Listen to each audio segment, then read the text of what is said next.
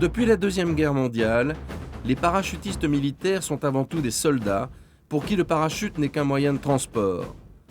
Ils sont pourtant considérés dans le monde entier comme l'élite des combattants.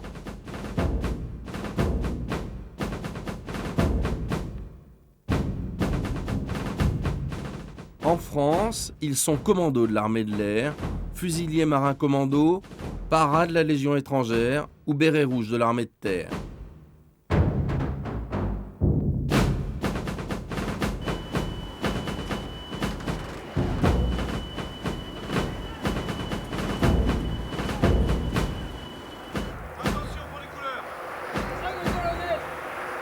Tous sont formés à l'école des troupes aéroportées de Pau.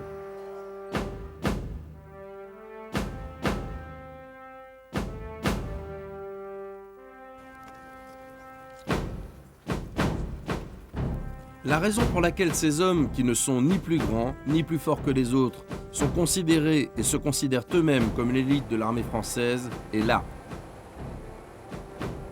Sortir d'un avion en vol, en faisant un pas vers le vide, au travers de cette porte ouverte sur sa propre peur, la plus primaire.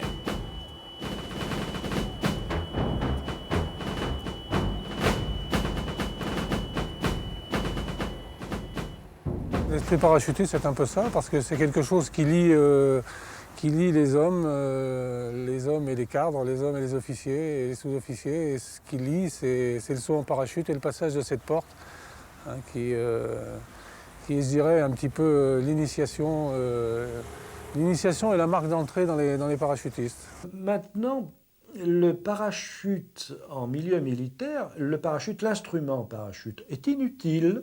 Les parachutistes, lorsqu'ils font des opérations, sont héliportés la plupart du temps.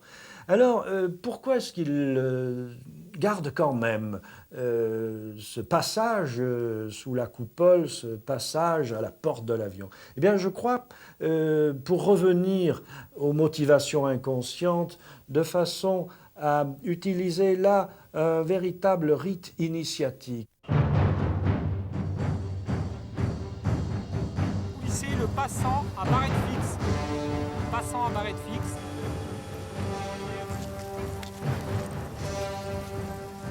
Deux semaines d'entraînement intensif pour passer en vol la porte d'un avion. Un rite initiatique digne des anciens Spartiates. Un apprentissage permanent de la maîtrise de sa peur. 10. Pourquoi tu ne veux pas accrocher sur le même câble? Il faut regarder. Regardez le moniteur.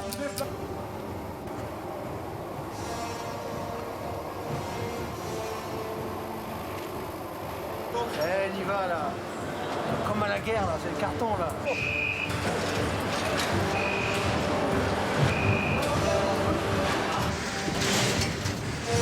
Allez, fesse gauche, épaule droite. Oui, c'est bien.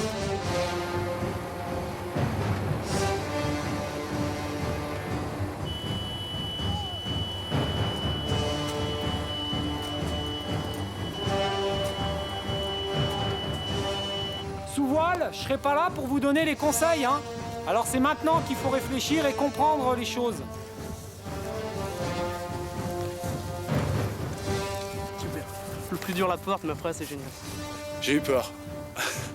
Là, j'ai eu peur. Ah, c'était bien. C'était bien. On a tous été marqués par ce premier saut. Moi, j'avais 18 ans à l'époque. J'ai sauté d'ailleurs de l'avion qui se trouve derrière, le Nord 2501, qui a été retiré du service maintenant.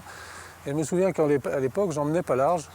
Et je suis certainement passé par tous les stades où sont passés nos jeunes parachutistes et nos jeunes cadres qui sont brevetés. C'est des souvenirs indélébiles et qui, je crois, marquent à jamais tout parachutiste qui se respecte.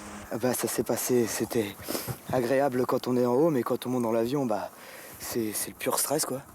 Et puis ensuite, bah, tant qu'on est dans l'avion, on panique, on sent le cœur qui bat, on ne sait pas trop quoi faire. Et puis après, bah, quand ils nous demandent de nous lever, d'accrocher nos SOA et puis de partir, on n'a même pas le temps de réaliser ce qui se passe, on part, quoi. Et puis quand on est là-haut, bah, là c'est trop extraordinaire. Il y a silence, on n'entend rien du tout, on est tout calme.